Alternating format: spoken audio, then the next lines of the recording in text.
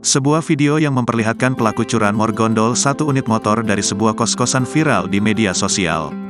Pelaku curanmor yang terdiri dari dua orang pria itu beraksi di salah satu kos-kosan di kawasan Pasar 1 Setiabudi, Kota Medan pada Minggu, tanggal 10 Desember tahun 2023, sekira pukul 15.43 waktu Indonesia Barat sore.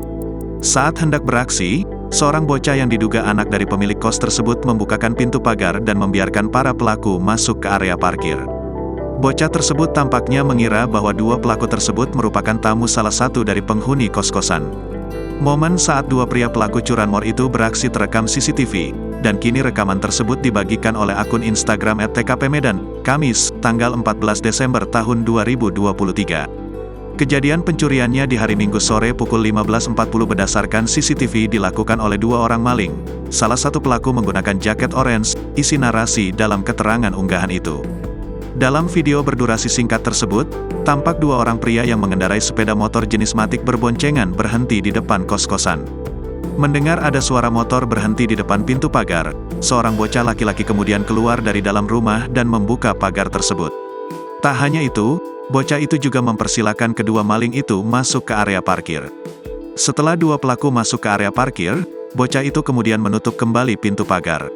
Tak lama setelah itu, para pelaku kemudian pura-pura hendak keluar sehingga pintu pagar itu kembali dibuka oleh bocah laki-laki itu. Namun saat itu, kedua pelaku tampak mengobrol dengan anak tersebut. Tak diketahui apa isi dari obrolan mereka, namun bocah laki-laki itu tiba-tiba masuk ke dalam rumah dan membiarkan pintu pagar terbuka. Setelah bocah itu masuk ke dalam rumah, dua pria itu akhirnya melancarkan aksinya. Salah satu pelaku yang mengenakan jaket berwarna orange tampak turun dan mencari motor yang hendak dimaling. Tak butuh waktu lama, satu unit motor jenis Matic yang terparkir di depan kos-kosan itu dibawa kabur oleh maling tersebut.